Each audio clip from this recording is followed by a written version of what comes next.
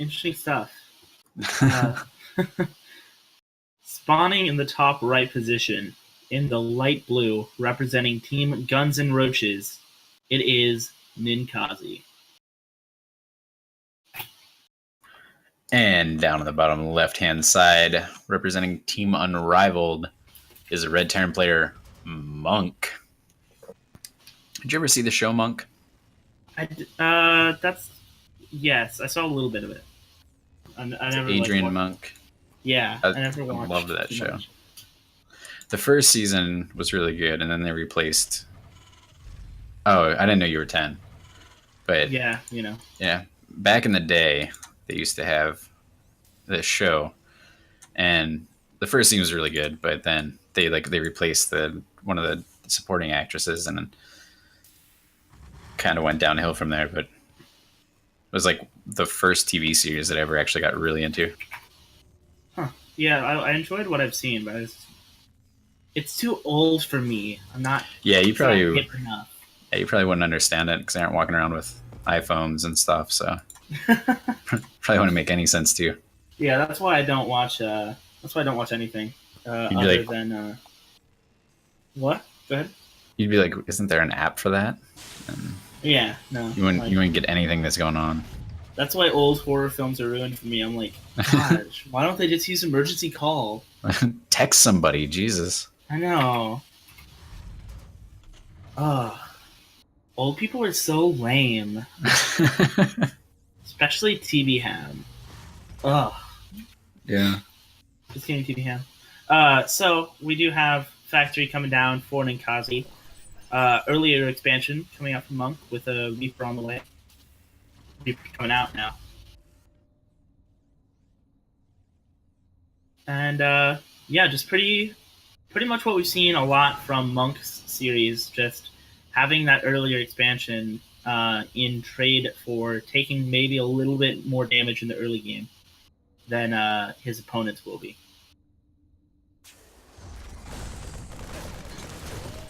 So it's going to be really interesting to get a chance to cast the TBT today. So I'm really excited about that. It's a nice opportunity that we don't usually get. Yeah, I'm excited to just learn stuff about how other races play. Yeah. Are there other races other than Terran in this game? No. I didn't think so.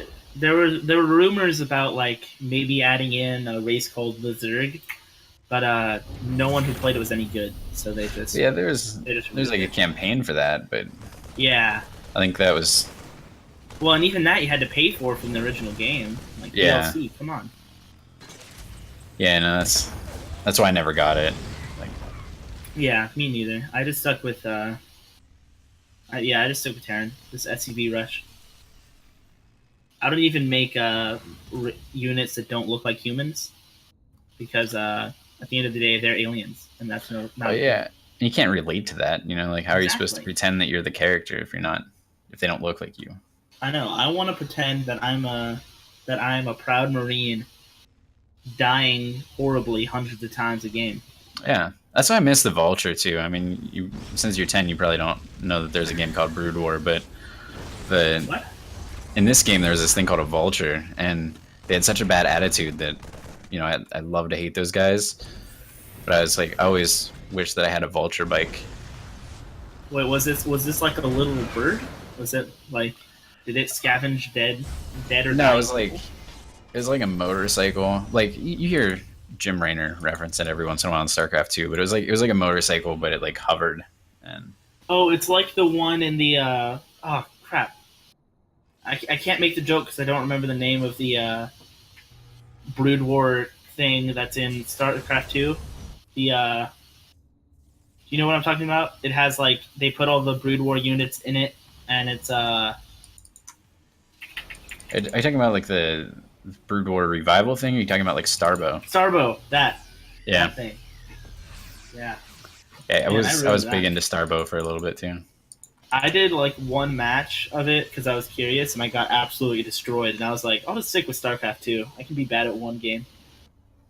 Okay. Yeah, I mean, I think the cool thing about Starbow is that there was like fights all over the map. Like it did kind of capture the feeling of Brood War a little bit, and as an alternative to Heart of the Swarm. I felt like it was a good alternative, but once Legacy of the Void came out, I feel like Blizzard kind of fixed all the problems that they had, and Yeah. then on top of that, like there were a lot of things that were cool in Brood War, and they were hard to do in Brood War because you could only select 12 units. But then when you had mass selection available, it made it pretty overpowered. Like vultures are so good in Starbow because you can just like select a bajillion of them, and that's fine.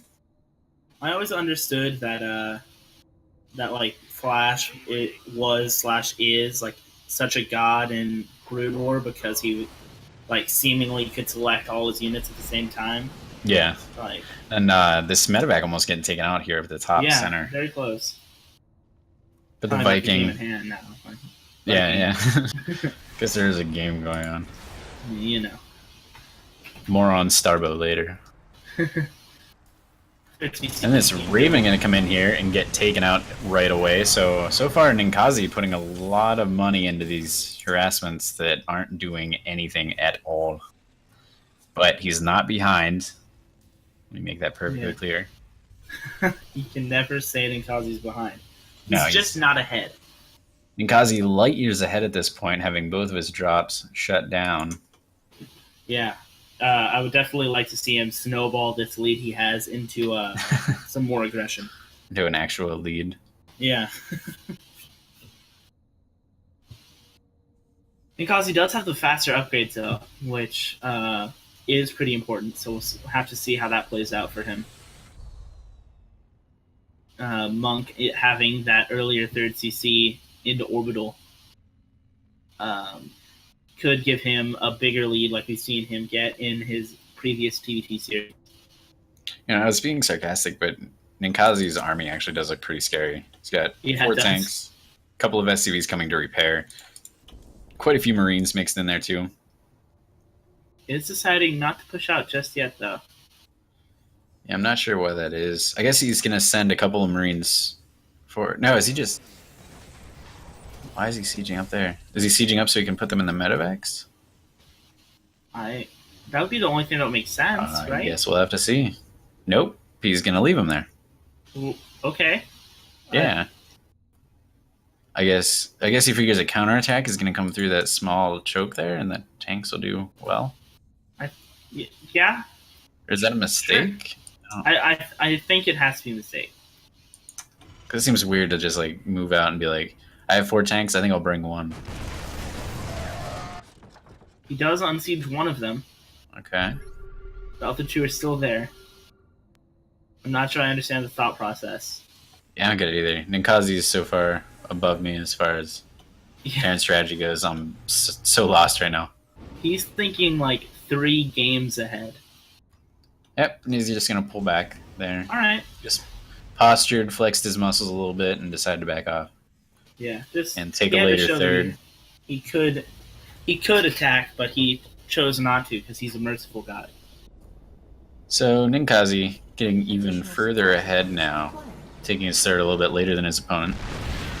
Yeah. Stim finishing up earlier for Monk, putting Ninkazi even further ahead.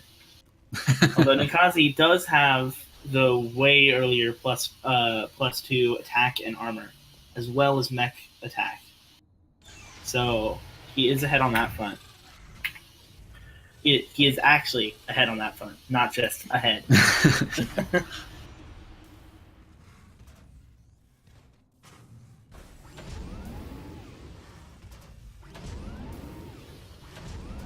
I mean, I do think the army supplies, even though they do slightly favor Monk right now, are close enough that it really depends on how the engagement goes. So whichever player can micro those tank drops better, I think is going to come out ahead. A nice scan there from Ninkazi, so he sees that his opponent's moving out. So he does have an advantage in that sense. Monk doesn't really know where his opponent's at. But those 2 Marines kind of gave it away, so he's going to back off a little bit. Decent shots from Ninkazi's tanks there. Yeah. Nice opening shots. He even has a couple of extra tanks that don't have a medevac paired up with them, so he's going to have a little bit of extra firepower to fall back on as well. And now it's time for the standoff. Yep, just daring the other person to push into their tank line. And you gotta wait for the scans to wear off, so you just kind of gotta sit there and pretend like you weren't doing anything until the scans go away. More scans coming down. Another CC being built for Monk.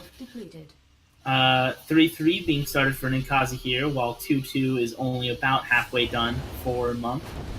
Ninkazi going to push forward, and that's going to prompt Monk to start the engagement. Two of these tanks are on siege for Ninkazi, and they do fall. And huge tank shots. That's a big win for Monk there. Yeah, big win there. Both players do fall back to their home base.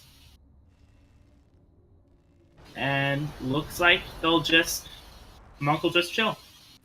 I'm really impressed. Like, during that whole thing, it's such a nerve-wracking position. It's hard not to babysit your units, but both players were doing a really good job of macroing behind it, continuing their upgrades. Monk's building supply depots all across the map to scout drops. Yeah, both these players are really on top of how they play in this matchup. And we do see Monk getting a nice little spread of supply depots and marines just to constantly have vision. 2 medevacs are loaded up here for Ninkazi and are moving out along the top middle of the map. They will most likely get spotted. There are very few holes in the vision for Monk here. Ninkazi seems to have sniffed them out, though. And it looks like he will make it. So far. He will make it the whole way over to this expansion before that drops scouted. And Monk gonna scan at Ninkazi's 4th there. And that does get canceled. And with the whole army of Monk showing up, though, that's going to force these medevacs out. And one of them does get picked off. The full one, though, going to try to boost out of there. And I guess he's just going to park in dead airspace until this Viking finds him.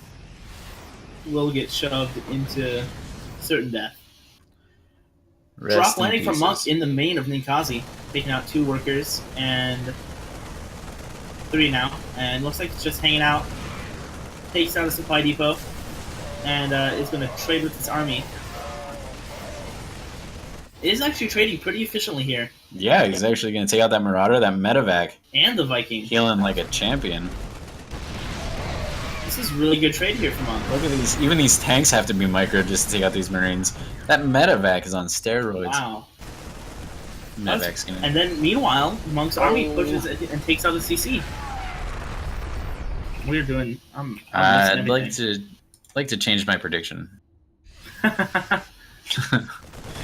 Ooh, both man. Picked off. Huge loss there for Ninkazi. FML, says Ninkazi. Yeah. FML. FYL, you're indeed, Ninkazi. Ninkazi getting picked apart, barely maintaining a lead at this point. At this point, Monk just has to... I don't think he should push into this. I think that at this point he just chokes out Ninkazi. And yeah, that's what he's doing. We've got sensor towers, missile turrets coming up. He's just going to sit here and do whatever he wants for the rest of the game. Yeah, Monk's going to go get some coffee, get a bagel, consider his game plan for next game. That being said, Ninkazi could, in theory, still break out of this. Yeah, there was a game in... very, very good engagement. Yeah, definitely.